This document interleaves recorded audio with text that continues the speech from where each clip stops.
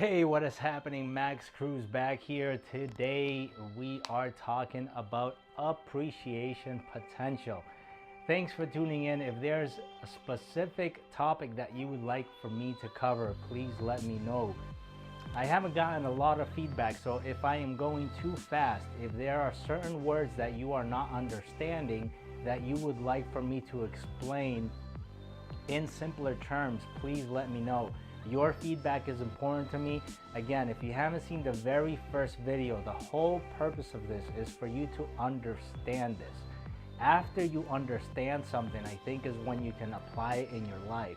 So my main purpose, my mission is for you to understand kind of some of these things that other investors are utilizing in order to invest in real estate, or what they're doing to make their decisions, and how you could do the same. But if you're not understanding because the words are too complicated, or I'm not saying things in a way that you're understanding, please let me know so I could break it down further and so you can understand it.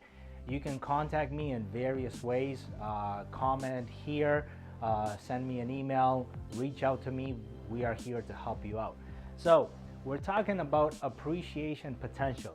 If you haven't seen about my other video about appreciation, go ahead and look at that. I talk about what factors to consider in appreciation and how that kind of affects the value of the property, etc. But here, what we are talking, again, referencing back to that other video, is the potential. The potential is kind of a scary word. So again, as a licensed real estate broker, I have to understand what the potential is, but obviously I don't have a crystal ball and I can't predict the future, and I can't tell you, well, if you buy the property today for $1 million or $10 million, 3 years from now it is going to be worth this much based on the economic appreciation of what's happening. This is the potential. It potentially might happen. If you don't know what the word definition of potential is, it's just that. It's something that's predicted. We don't know. Potentially it can do that. When you're sitting down and you're getting ready to get up and you're getting ready to go, you have that energy in you, but you're not moving. So that energy is a potential energy that if you act on it, it can move, but it's stored energy. So until it's moving and you're tracking that movement, you don't know how fast you're going. It's just potential energy. A marathon runner or an Olympian track athlete might be able to go 100 miles per hour. But when you and that athlete are sitting down, number one, for you to get up, obviously if he's a faster runner, he's much faster to go at that potential speed much faster, so he has that potential to do it. Versus if you're, I don't know, a car that's racing, there's the potential, it has the possibility to do that. So it's not a guarantee. You don't know if that's going to happen. So when we look at markets, and specifically when we look at real estate and we look at appreciation, I always like to use the word potential, carefully. In the United States, I believe it is the World Cycle Institute.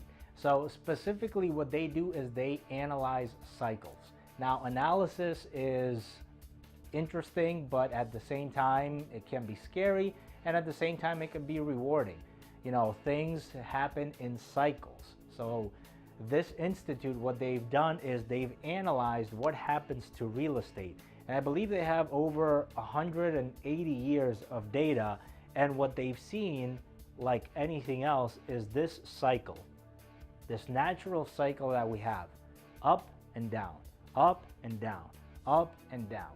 And what they found is that between these two peaks, on average, it's 18 and a half years. There are terms where it was longer, 35. There are terms when it was shorter, 10.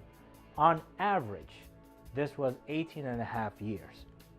So in 2019, one of the questions that as real estate professionals we probably get asked more than anything else is this a good time to buy? Is this a good time to sell? What is happening with the market? Are we in for an adjustment? Obviously, if you know, the last time we had an adjustment was in 2008. We're at that 10-year period where a lot of people say, well, are we here? Are we at the peak? Or are we starting to decline? Where are we exactly? And if I was to guess on that, I don't know.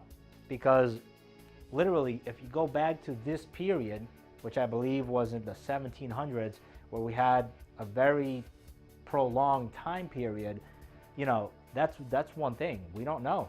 Maybe it's going to stay up for another 5 years, another 10 years. Who knows? Maybe 3 years from now, the market adjusts. Maybe it adjusts this summer. We don't know. There's just way too many factors. But what we do know is on average, and when I look at this personally in our investments that we consider, and we look at this average and we look at this appreciation potential, I could tell you right now probably where we are at. The potential, if you're going to do a 5-year investment, for you to have appreciation potential, it's probably lower than it was in 2011. Now, maybe I'm being biased because I bought property back then. I don't know. But looking at these statistics and just looking at what history tells us, it's important to understand where you are. But again, you can't predict what's going to happen here. For all that we know, if you're a believer, Jesus might come tomorrow and this earth ends and that's it. If you're into science and whatever, and I'm not even going to get into global warming, but an asteroid comes and hits the planet and that's it. Whatever the case scenario, who knows what's going to happen next year? Obviously, if you had this magic crystal ball and you knew what's going to happen, you can make investments probably better than anyone else. But since we don't know, it's potential. But it's important to understand appreciation potential. If you are buying a property in a market where the biggest employer there has closed down their factory, or there was a chemical treatment plant, or there was some natural reserves that were being mined and that has closed, your appreciation potential in those areas is probably not high. It's probably on the downtrend. So you need to consider that. You need to know what is happening with the demographics, what is happening with the people, what is happening with the employers, what businesses are opening. Are there big chains? For example, a long time ago, I took a real estate course and they kept on mentioning, hey, Walmart and Home Depot and Target and those brands, typically they are fairly good at demographics. Wherever you see one of those stores or one of those developments pop up, they have probably done the math and they have probably done the science where they understand, hey, if we put this store location here, there's enough population growth in order to make this store profitable for us. Same thing with some of the hotel chains. Obviously, again, a hotel is a very large multi-million-dollar investment, and no hotel chain is going to put up their hotel along an interstate highway just because they're predicting that people are going to stop there for a layover. No, there is something more that is happening in that neighborhood. It's not just a pass-through town where people sleep there for one night and that's it. There's probably something happening. There's a large Amazon facility that is going to have their distribution there. The school system ratings maybe have improved, and now that's attracting a lot of other communities in order for people to move there. There might be a huge employer. Maybe, Google has built a facility there and they're moving, 10,000 employees to that location, and this is pushing their drive. There are so many things to consider. So this appreciation potential, one is just knowing where you are in the timeline, understanding what is happening in those areas around you. And let's look at the 16 factors that we always look at. If you haven't watched my other videos, I go and break down each one of these and kind of what to consider. But obviously in the appreciation potential, when I talked about appreciation, I broke this down. So this is very similar to that. I think it was 9 out of 16 or 8 out of 16. So when you're considering appreciation potential, you're definitely considering some items, but you're not considering all the items. Again, make sure you check with the right professionals. If you're going to invest into something, you need to understand what it is that you're doing.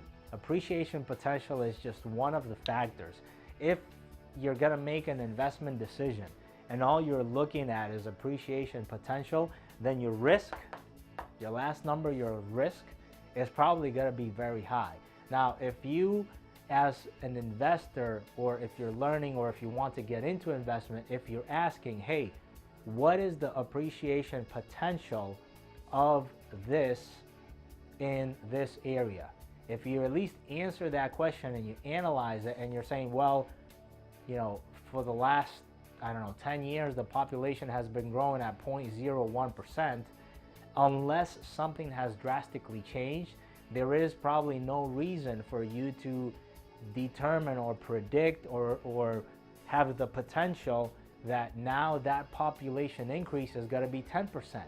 It's been 0.1% for the last 10 years. So again, that's just one of the factors on when you're looking at population growth, and there are multiple things to consider. So just like that is just one of the items to consider. If you have any questions, if there's any specific topic that you would like for me to cover, please let me know, and I hope you have a wonderful rest of the day.